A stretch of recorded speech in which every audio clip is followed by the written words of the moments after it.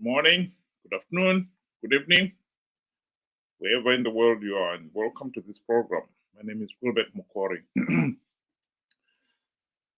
Tonight, I would like to talk about the economy, specifically the hyperinflation.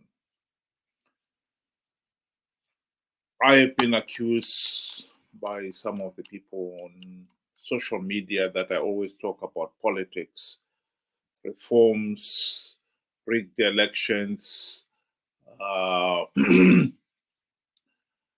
opposition selling out, and so forth, and never talk about the bread and butter issues of the economy. Well,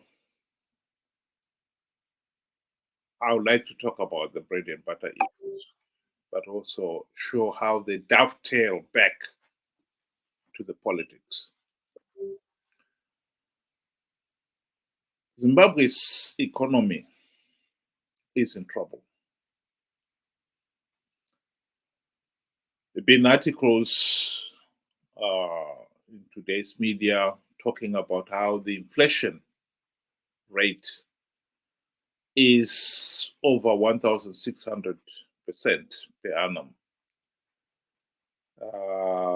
by Professor Hawkins' calculation from America. By the Zimbabwe government's own calculation, is 47% or thereabout. This, I'll be the first one to admit, is nowhere near the Mount Everest hyperinflation of 2008, when the per annum inflation rate soared to 500 billion%. Still, there are beginning to be serious shortages of goods and some services because people are refusing to be paid in Zimbabwe dollars. This is a serious problem, but it is an even worse problem to those who do not have the economic muscle. If you've got the economic muscle, you can decide that you don't want to be paid in Zimbabwe dollars. Take it or leave it. Either you pay me US dollars or you can go. I can still sell it to somebody else and get US dollars. And when you do that, you do at your own exchange rate.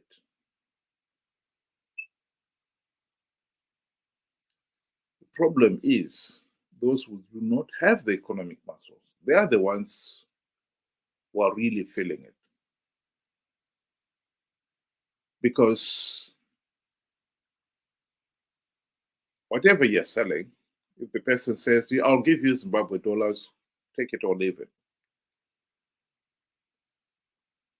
Some cases you have no choice but to take those Zimbabwe dollars.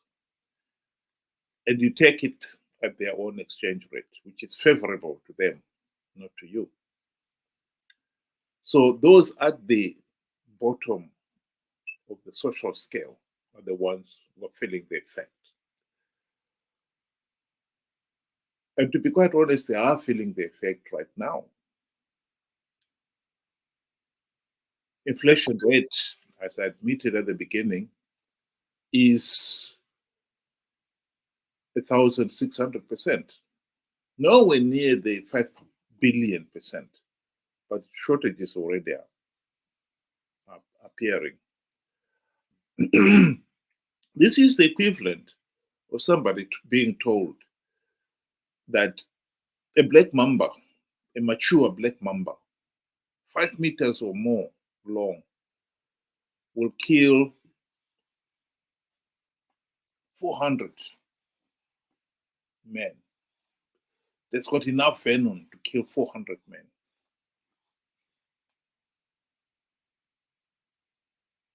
And yet, a juvenile black mamba, maybe no more than a few months old, has got enough venom to kill 10 people.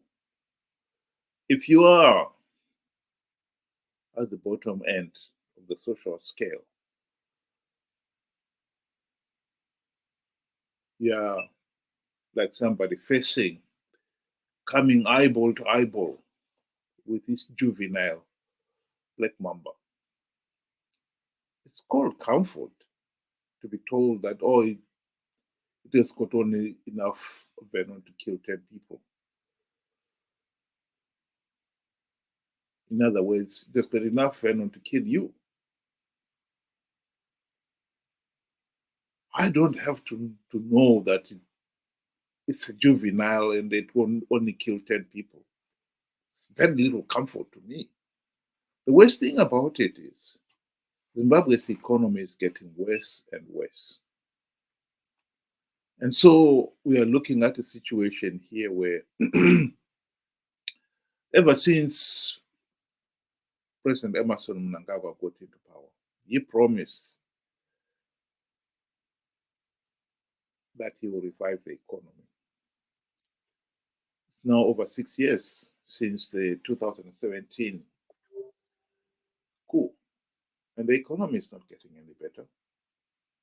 Yes, he's managed to contain inflation nowhere near what Mugabe managed to do in 2008, but nonetheless, this is seriously affecting real people. Even if the juvenile cobra or black mamba does not kill you, the bite is extremely painful. And if not treated, it may kill you. That is the reality in Zimbabwe.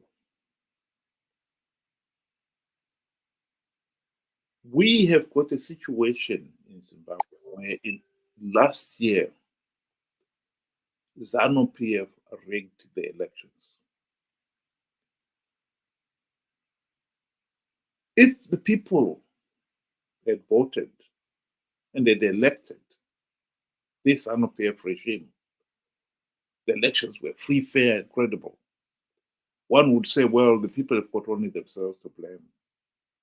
In this case here, people did not have a meaningful, free, fair, and credible election. The ZANU-PF rigged those elections. Both the regional body, SADC, the continental body, the AU, and Zimbabwe's own Zimbabwe Human Rights Commission, election observers, they all condemned last year's elections as flawed and illegitimate. So we have got now a situation where we have got an illegitimate regime in power, and it's responsible for the country's economic meltdown. This is the reality we are facing in Zimbabwe. No one can pretend that this is acceptable. And as long as ZANU-PF is in power, we are powerless to change the situation there. Of course, the regime itself will never admit to failure. Indeed, President Emerson Mnangagwa is on record claiming that the economy is getting better and Zimbabwe is on target to achieve the upper middle income status by 2030. It's 6 years' time.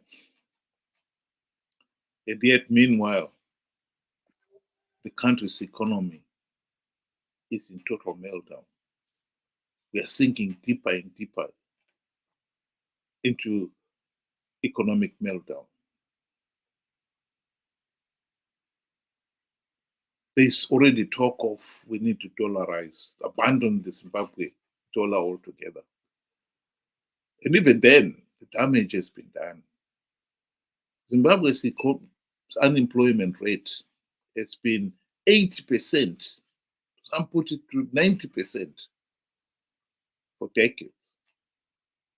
Millions of ordinary Zimbabweans are living in abject poverty. That is the reality.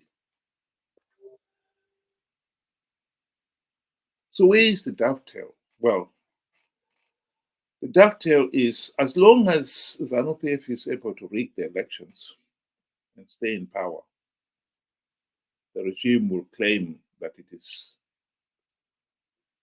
delivering economic recovery. The Second Republic is delivering economic recovery. It's all propaganda. No doubt, come 2030, and we are nowhere near the so-called Vision 2030, the regime will have an excuse for it. As long as you cannot hold them to account, they'll give us a new target. And it will be claiming that they are delivering it. And we'll be sitting, wringing our fingers, helpless. That is the reality. The first president of independent Ghana, Dr. Kwame Nkrumah, once said that one should seek the political kingdom and everything else will follow. I believe he was right. We are making the mistake of thinking that after rigging the elections, we should forget about elections.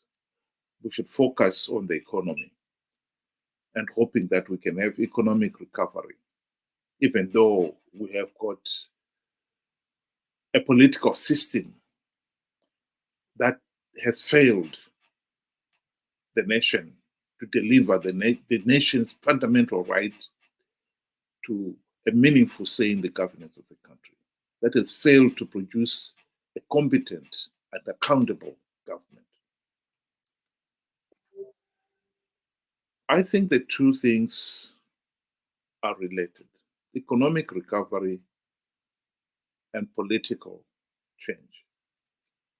Indeed, I'll go even further and say without political change, there will be no meaningful economic recovery. Without free, fair, and credible elections, we will never cure ourselves of the curse of rigged elections and bad governance.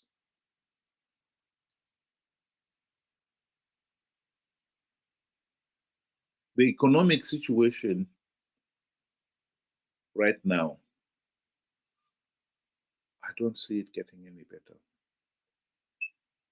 The best that Mnangagwa could have done was to stabilize it. But maybe inflation of maybe 2 digits, but clearly has failed to do so. Now we are on to 1,600%, the highest in the world.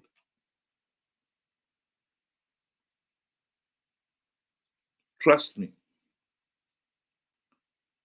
there is no history out there of any country that had any meaningful economic recovery when its inflation rate was 2 digits.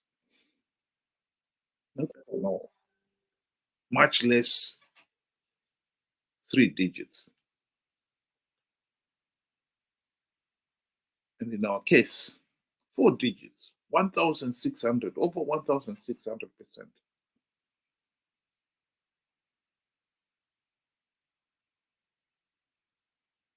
We need a government that we can hold to account, a competent government, and that cannot happen without free, fair, and credible elections. This is why we need the reforms. This is why instead of talking about the economy, I talk about political change, because that is the number one step. We can discuss all we like, economic policies, how we can stabilize the economy. As long as ZANU-PF is in power, it will do what it likes. And even when they fail to deliver what they promised to deliver, they will still be in power. They'll still be able to rig elections and stay in power. And so nothing has been achieved. I think it is also equally important here that Zimbabwe is in this situation because ZANU-PF rigged the elections. But in 43 years, now getting on to 44 years after independence, we cannot deny that we had many golden opportunities to stop ZANU-PF rigging the elections. Indeed, the last 23 years, the people of Zimbabwe have been voting for the opposition with one specific task in mind, that the opposition would implement the democratic reforms to stop ZANU-PF rigging the elections. The MDC had the golden opportunity to implement those reforms during the GNU of 2008 to 2013. They failed to implement even one reform. Worse still, since the GNU debacle, the opposition has been participating in these flawed elections, knowing fully well that they are flawed, knowing fully well that by participating, they're giving the ZANU-PF regime legitimacy. And yet they've continued to participate out of greed.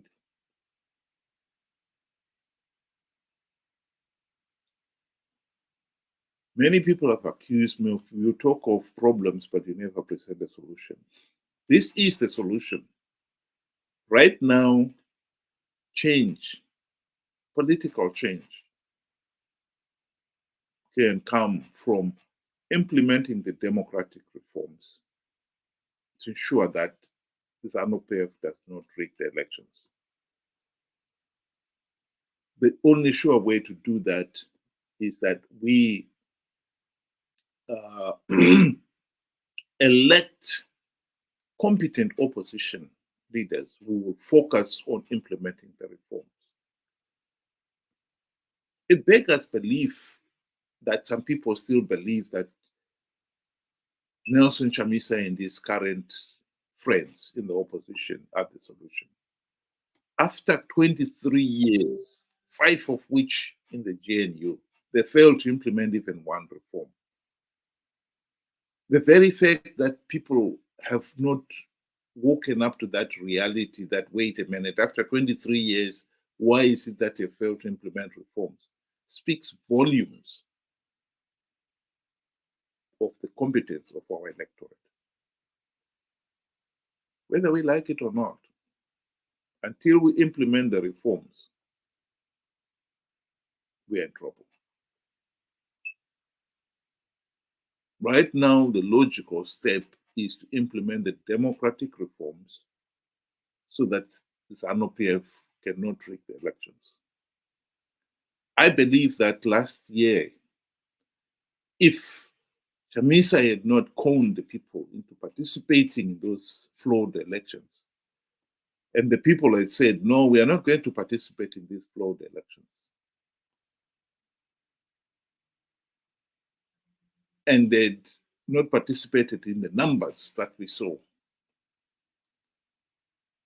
SADC would have been put in a position where they could sensibly step in and deny ZANU-PF legitimacy, which is not unusual, because they did that in 2008, and that forced ZANU-PF to go into the GNU. And this would have been GNU Mark II.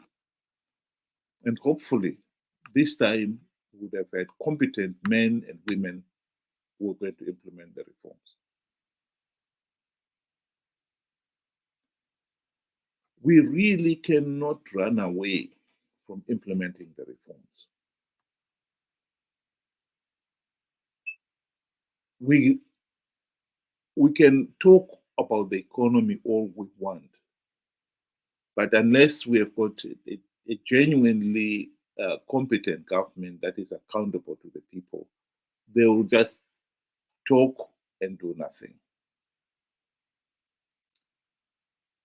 I completely subscribe to Dr. Kwame Nkrumah's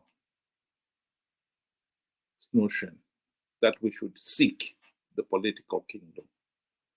We should seek the kingdom in which we, the people, have a meaningful say in the governance of the country, in the form of free, fair, and credible elections,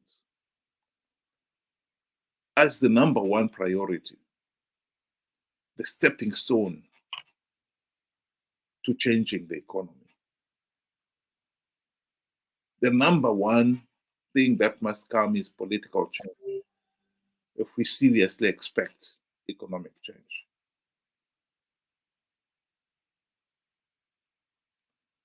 Thank you very much for joining me tonight, and I hope to be doing this every night at the same time, 8 o'clock UK time, or 10 o'clock Zimbabwe time. And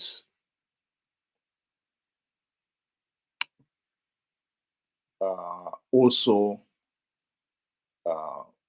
6 o'clock Zimbabwe UK time, 8 o'clock Zimbabwe time, for an earlier discussion of the latest economic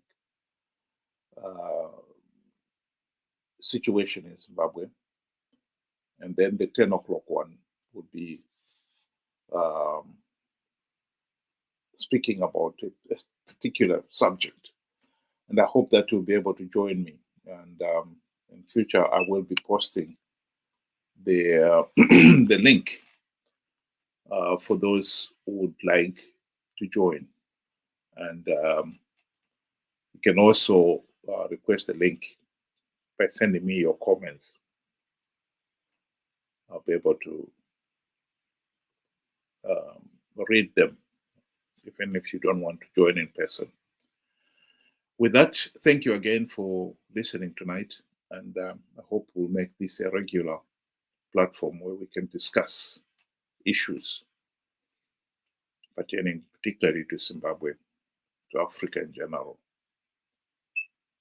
Thank you, and